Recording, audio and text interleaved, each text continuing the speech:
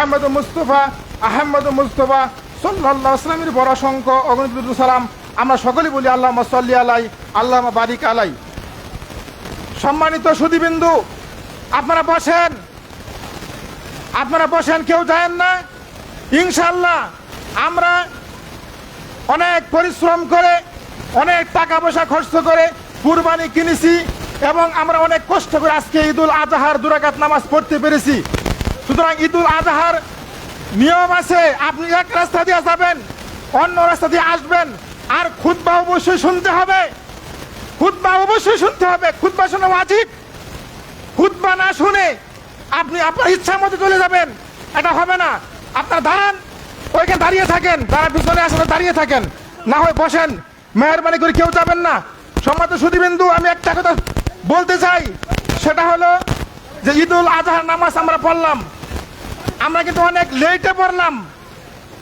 অন্য জায়গায় ঈদুল আজহার নামাজ 7টায়, 6টায়, 8টায় শেষ হয়ে গেছে, কিন্তু আমি এখানে এসে লক্ষ্য করলাম, মেহরবানি করে এই কর্মটা করিয়েন না। আগামী বছর যদি ইনশাল্লাহ আমাদেরকে হায়াতে বাঁচিয়ে রাখে, অবশ্যই আমরা ঈদুল আজহার নামাজ সকাল 6টার দিকে, 7টার দিকে ইনশাল্লাহ আগে ভাগে পড়ার চেষ্টা করবো। সকলে বলি আমিন। সম্মানিত সুধীবৃন্দু, আমি না খেয়ে মাঠে এসেছি, কোনো কিছু খাই নাই। আমি ইচ্ছে করেছিলাম সকাল মাঠ হবে, সকাল মাঠে এসে নামাজ আদায় করে তারপরে কুরবানি করে কুরবানির জানোয়ারের গোশত দিয়ে আমি খাবো, এটা আমার ইচ্ছা ছিল। কিন্তু এখন আয়সা দেখি যে অবস্থা, আপনাদের অনেক দেরি করে ফেলেছেন। নিয়ম হলো রাসূল সাল্লাল্লাহু আলাইহি ওয়াসাল্লাম ঈদুল আজহা, ঈদুল ফিতর সকাল আদায় করতেন। আল্লাহ নবী সাল্লাল্লাহু আলাইহি ওয়াসাল্লাম ফজরের নামাজ পড়ার পর ঈদগাহের কি করতেন, তিনি ওই জায়গায় বসে থাকতেন। তারপরে তখন বেলা উঠে যেত, বেলা উঠার সাথে সাথে তিনি কি করতেন, ঈদুল আজহা বা ঈদুল ফিতর নামাজ পড়তেন। কিন্তু এখন আমরা দেখে গেছি যে ঈদুল ফিতর, ঈদুল আজহার দিনে আমরা যে লেটে আসি, যে সকালবেলা কত কাজকর্ম করে খেয়ে তারপরে আসি, কিন্তু এই কাজটা কেউ করিয়েন না। মেহরবানি করে ঈদুল ফিতর, ঈদুল আজহার নামাজ অবশ্যই আমাদের আরো সকাল পড়তে হবে। আল্লাহ আমাদের কবুল করে, সকলে বলি আমিন। সম্মানিত সুধীবৃন্দু, আজকের দিনের মধ্যে জন্য সবচেয়ে গুরুত্বপূর্ণ জিনিস কি বলতে পারেন? আজকে গুরুত্বপূর্ণ ইবাদত কোনটা বলেন? আজকের দিনে সবচেয়ে গুরুত্বপূর্ণ ইবাদত হলো কুরবানি। সুবহানাল্লাহ বলেন। আহাব্বু ইলাল্লাহ মিন হিরাকিদ দাম। আল্লাহ নবী বলেন, আল্লাহর কাছে সবচেয়ে বেশি প্রিয় আমল হলো মাটিতে রক্ত প্রবাহিত করা। সুবহানাল্লাহ বিহামদি। যতক্ষণ না পর্যন্ত বান্দা মাটিতে রক্ত প্রবাহিত না করবে, এই আমলটা আল্লাহর কাছে অনেক বেশি প্রিয়। তাহলে আমাদের সকাল আমরা যদি নামাজ পড়ে ফেলাই, তাহলে আমরা কি করতে পারবো? আগে কুরবানি করতে পারবো। কুরবানিটা যে আল্লাহর কাছে অনেক প্রিয় আমল, অনেক প্রিয় পছন্দের একটা আমল। সম্মানিত সুধীবৃন্দু, দেখেন এই কুরবানি শুধু আমরাই করি না, এই কুরবানি আগেও ছিল। কুরআনুল কারীমের দেখেন 22 নম্বর সূরা হজ 34 নম্বর আয়াত, ওয়ালিকুল্লি উম্মাতিন জাআলনা মানসাকাল লিয়াযকুরু ইসমাল্লাহ। আল্লাহ বলেন অবশ্যই আমি প্রত্যেক উম্মতের জন্য কুরবানির বিধান দিয়েছি। সুবহানাল্লাহ বলেন। আল্লাহ রাব্বুল আলামিন কুরবানির বিধান দিয়েছেন। তাহলে সেই কুরবানি ব্যতিক্রম ছিল। আদম আলাইহিস সালামের 2 ছেলে কুরবানি করেছিলেন, ইতিহাস আপনারা প্রত্যেকেই জানেন।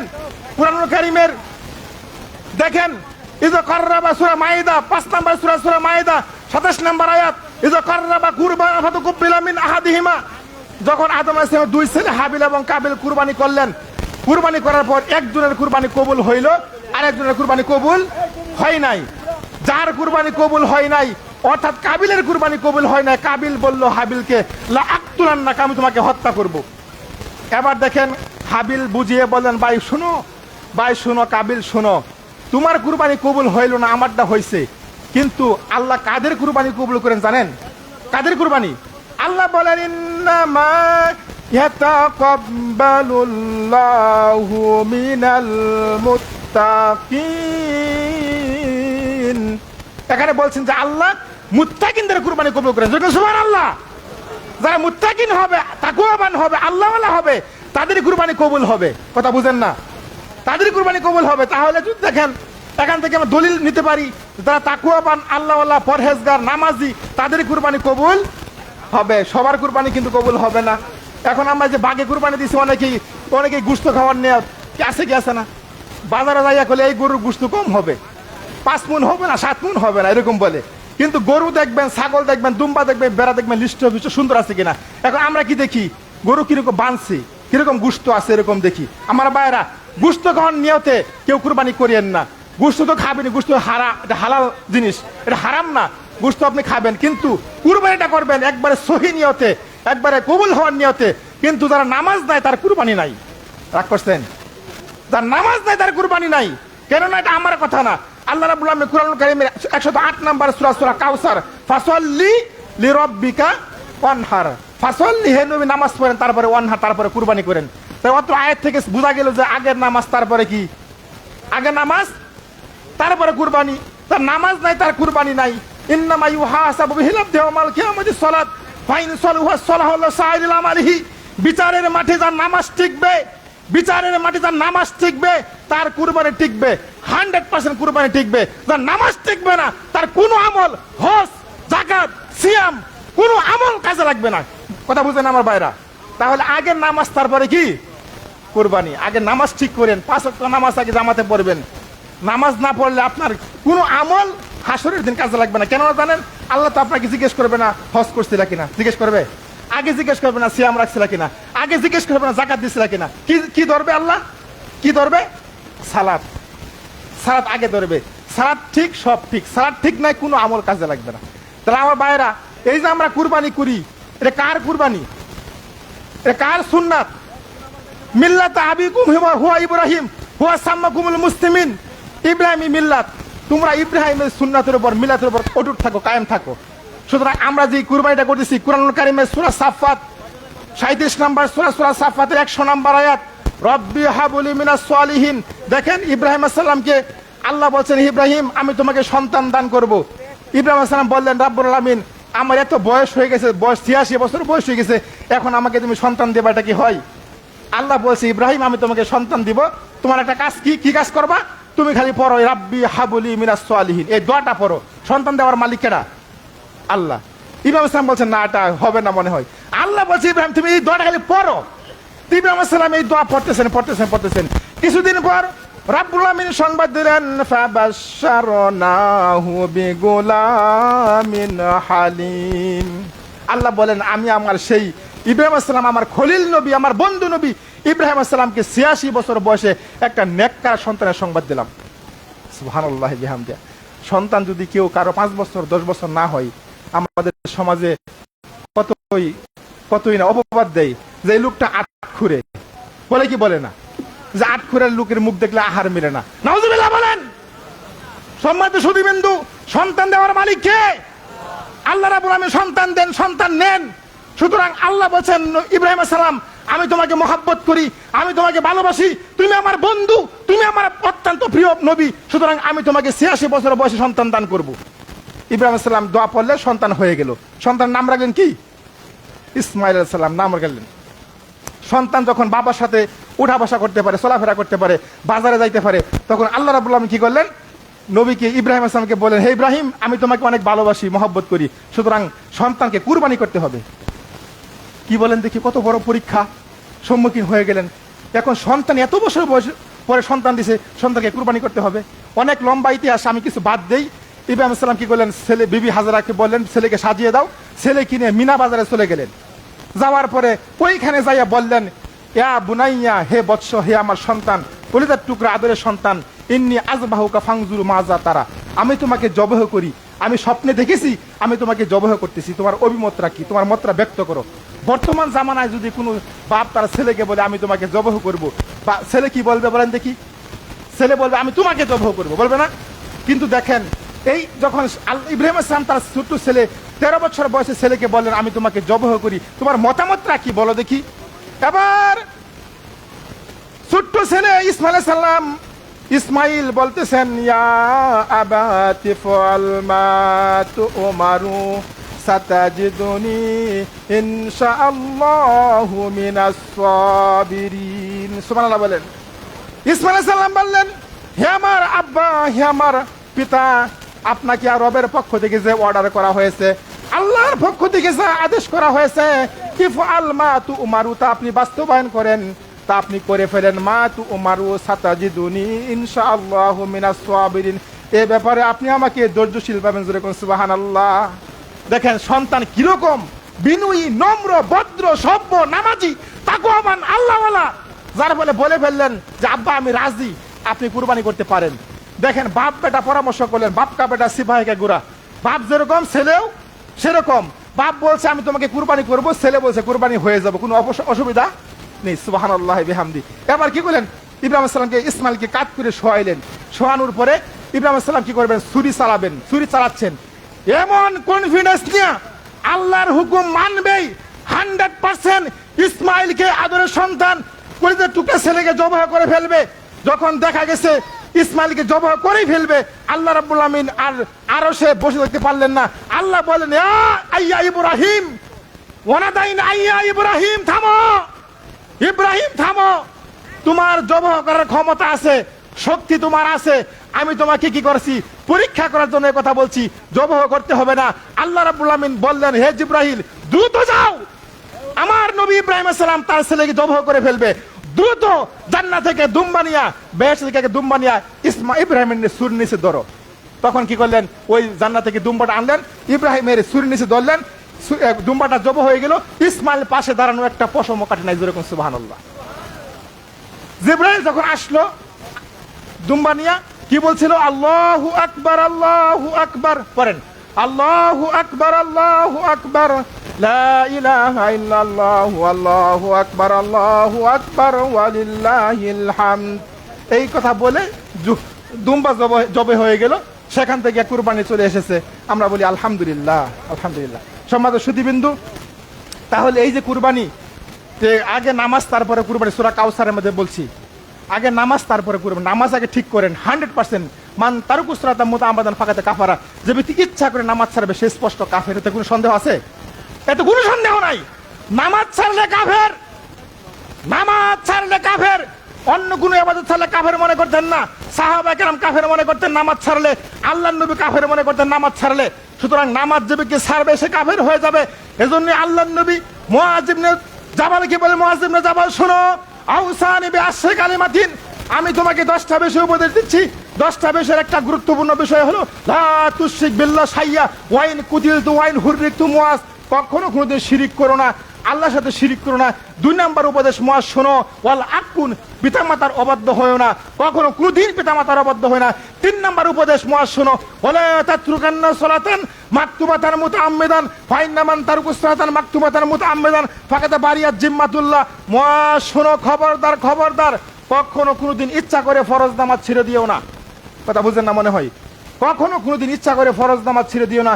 যারা ইচ্ছা করে ফরজ নামাজ ছেড়ে দেয় ওদের উপর থেকে আল্লাহর দায়িত্ব উঠে যায়। নাউজুবিল্লাহ বলেন। আল্লাহর কোনো দায়িত্ব থাকে না, রাসূলের কোনো দায়িত্ব থাকে তাদের উপরে। এজন্য নামাজ কেউ ছাড়বেন না। নামাজ আগে ঠিক করেন, তারপরে কুরবানি করবেন। নামাজ যদি ঠিক থাকে সকল ইবাদত টিকবে, সকল আমল টিকবে। সম্মানিত সুধীবৃন্দু, যে কথা বলতেছিলাম, আপনাদের এই মাঠ ঐতিহ্যবাহী একটা মাঠ বলা যায়। আলহামদুলিল্লাহ অনেক জায়গা, সামনে পিছনে অনেক জায়গা আছে।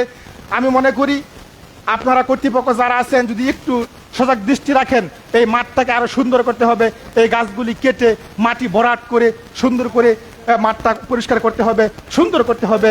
এবং কি আমি মনে করি যেহেতু বছরে আমরা 2 বার এখানে জমায়েত হই, ঐতিহ্যবাহী একটা মাঠ, 8টা 10টা মসজিদের এই মাঠ, সুতরাং এই মাঠটাকে প্রশস্ত করতে গেলে, মাঠকে সুন্দর করতে গেলে অবশ্যই টাকা পয়সা দরকার আছে না নাই? আছে না? মেহেরবানি করে আপনারা কেউ খালি হাতে যাবেন না, কেউ খালি হাতে যাবেন না। মনে রাখবেন এই পৃথিবীর মধ্যে সবচেয়ে পাওয়ারফুল ক্ষমতাধর ইবাদত হলো কি বলেন দেখি? পাওয়ারফুল ক্ষমতাধর ইবাদত হলো দান। দান পাওয়ারফুল ইবাদত, দান শক্তিশালী ইবাদত। আপনি হজের মাধ্যমে জান্নাত পাবেন, সিয়ামের মাধ্যমে জান্নাত পাবেন, পাওয়া যাবে, নামাজের মাধ্যমে জান্নাত পাওয়া যাবে, কিন্তু জান্নাত কিনতে পারবেন না। দানের মাধ্যমে জান্নাত কি করা যায়? দানের মাধ্যমে জান্নাত কিনা যায়, দানের মাধ্যমে জান্নাত কিনা যায়। দান হলো পাওয়ারফুল ইবাদত। আল্লাহ নবীর জন্য বলেন, যদি কোনো ব্যক্তি গোপনে দান করে, আল্লাহর রাগ একবারে মিটে যায়। সুবহানাল্লাহ বিহামদি। কথার কথা আল্লাহ আপনার সাথে রাগ করছে, কথার কথা আল্লাহ আপনার সাথে অসন্তুষ্ট, আপনার প্রতি অনেক রাগ, অনেক অসন্তুষ্ট। কিন্তু হজ করলে রাগ মিটবে না, যাকাত দিলে মিটবে না, সিয়াম রাখলে মিটবে না। যে রোগের যে ঔষধ, আপনি যদি গোপনে দান করেন, গোপনে 100 টাকা দান করেন, গোপন দান, তাহলে আল্লাহর রাগ একবারে মিটে যাবে। সুবহানাল্লাহ বিহামদিহি। কত গুরুত্বপূর্ণ আমল দেখছেন।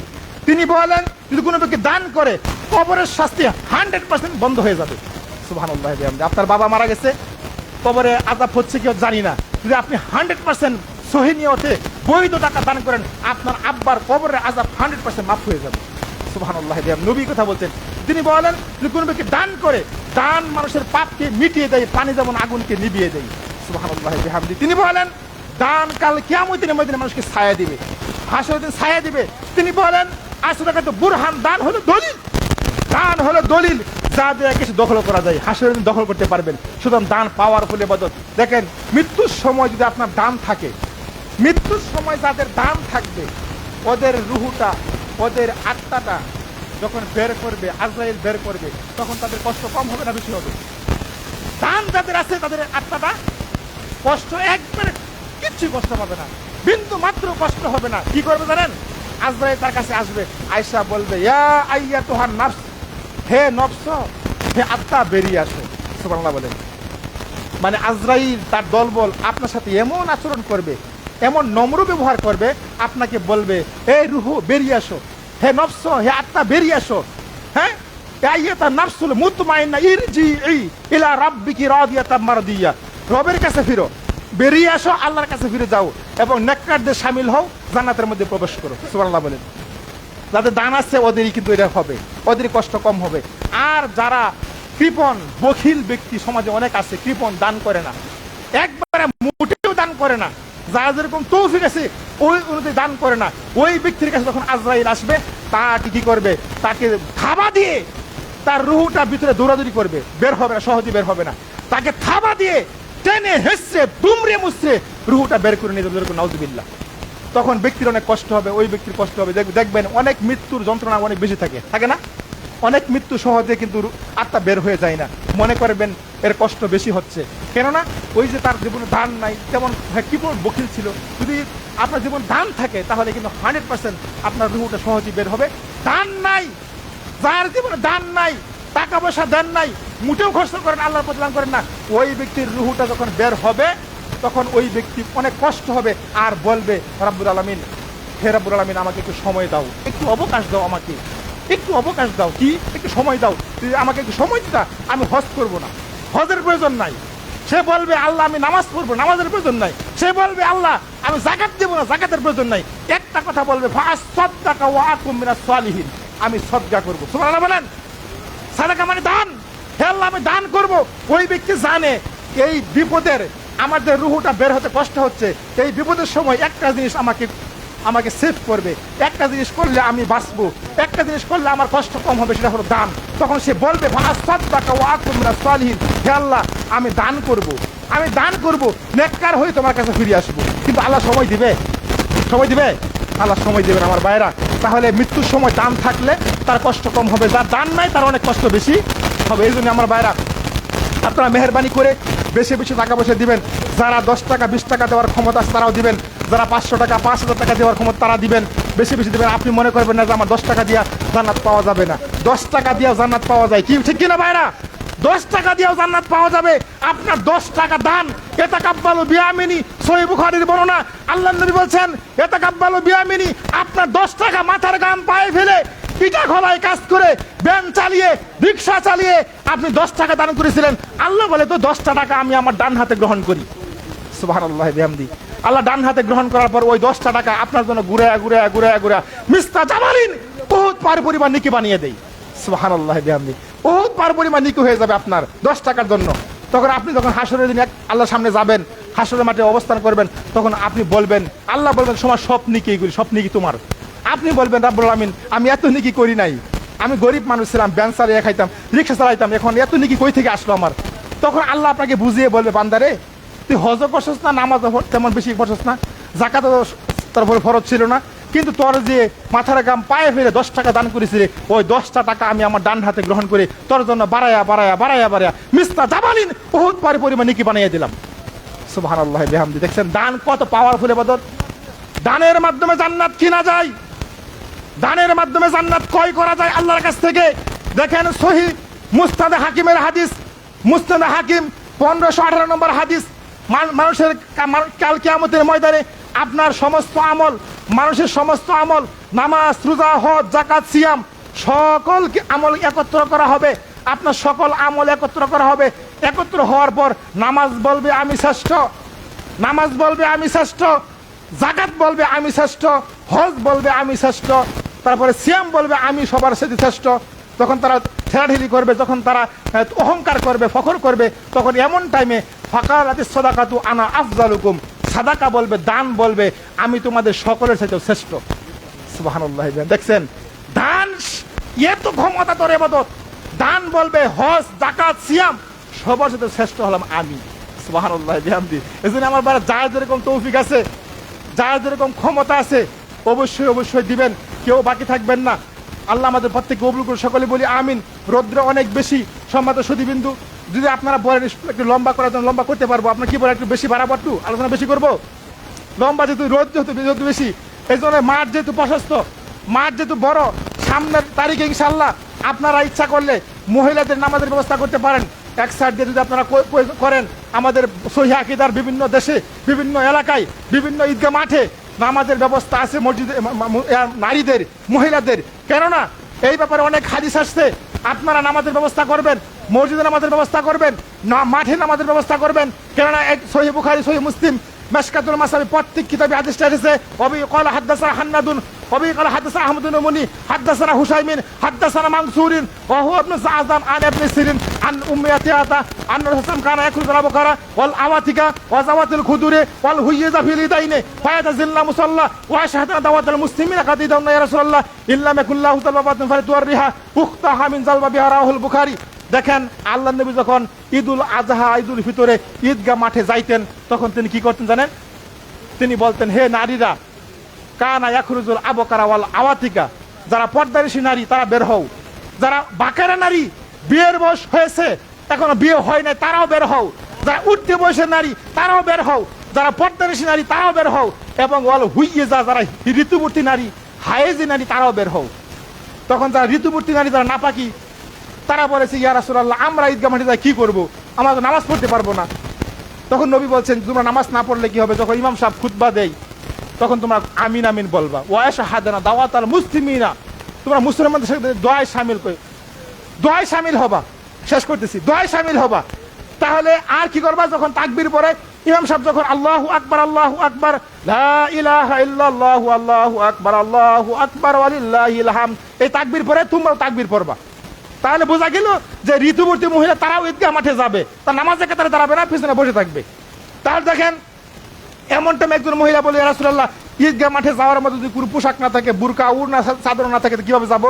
নবী বলছেন তুমি তোমার অপর বোনের কাছ থেকে একটা বুরকা, একটা উড়না, একটা চাদর ধার করে নিয়ে হলে ঈদগাহ মাঠে যাবে। সুবহানাল্লাহ বলেন। সুতরাং নারীদের ঈদগাহ মাঠে যাওয়ার অনুমতি আছে, মসজিদে যাওয়ার অনুমতি আছে। আল্লাহ আমাদের প্রত্যেক কবুল করে, সকলে বলি আমিন। সম্মানিত সুধীবিন্দু, আপনারা এই মাঠ আরো সকাল সকাল পড়ার চেষ্টা করবেন। কেননা কুরবানির দিনে আমি বলছি আহাব্বু ইলাল্লাহ মিন হিরাকিদ দাম, আল্লাহর কাছে সবচেয়ে বেশি প্রিয় আমল হলো, আজকের দিনে সবচেয়ে বেশি প্রিয় আমল হলো মাটিতে রক্ত প্রবাহিত করা। সুবহানাল্লাহ বিহামদি।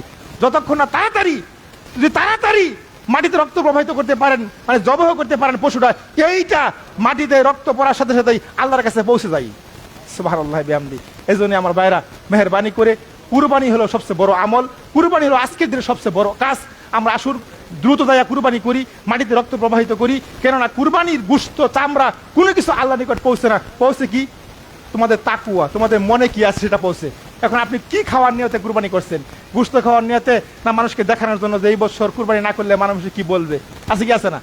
এই বছর কুরবানি না করলে বেআইনে কি বলবে, যে নতুন ইষ্টি করলাম, আত্মীয় করলাম, তারা কি বলবে?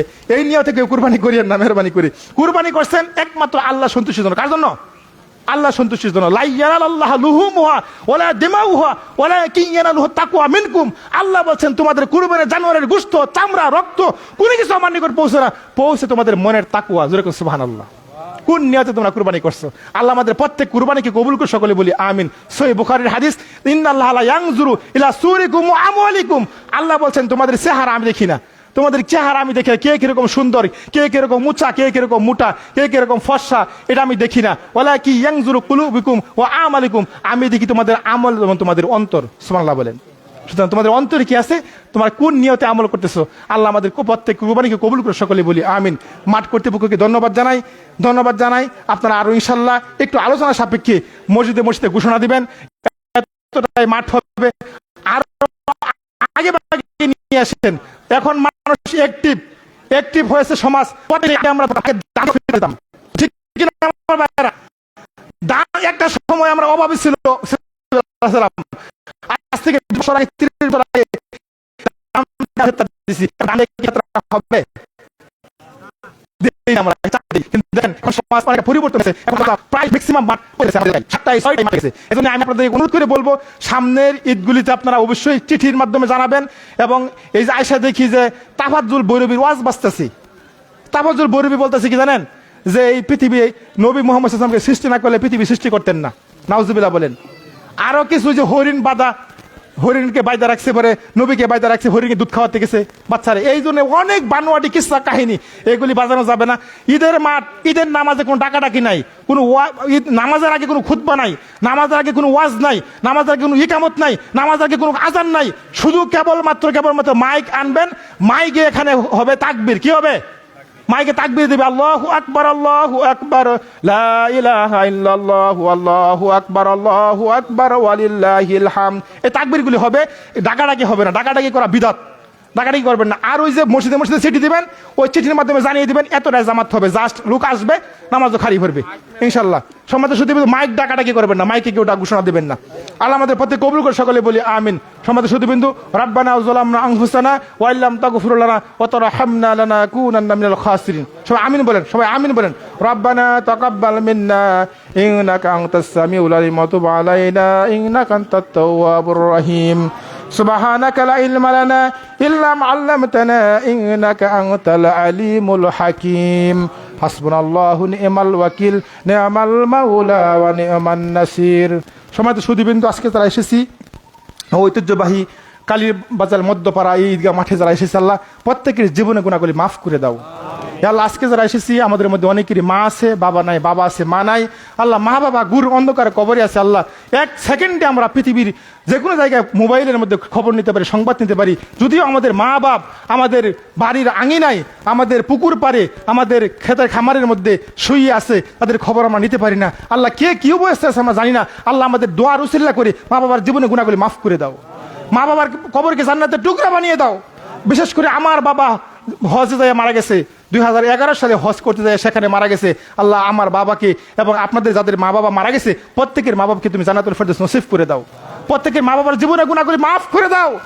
আল্লাহ বিশেষ করে আল্লাহ এই মাঠে যারা এসেছে, আল্লাহ আমাদের জীবনে কত গুনাহ আমরা করেছি, জানা অজানা, জাহিরি বাতিনি, প্রকাশ্য অপ্রকাশ্য, সগীরা কবিরা, ছোট বড় সব গুনাহ মাফ করে দাও।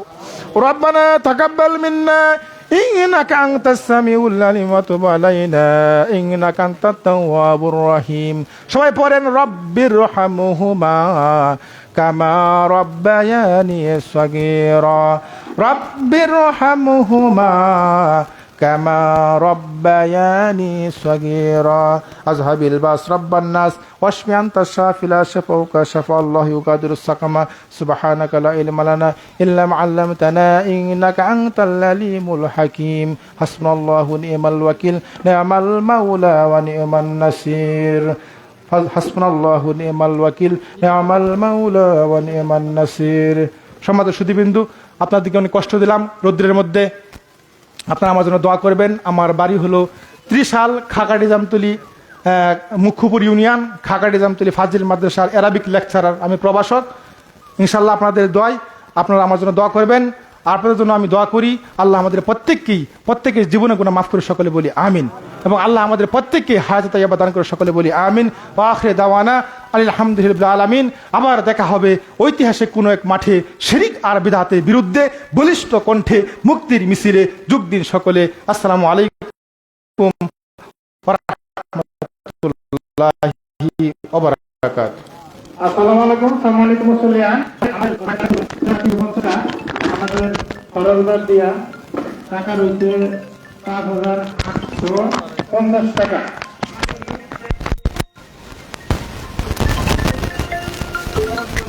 20,000 টাকা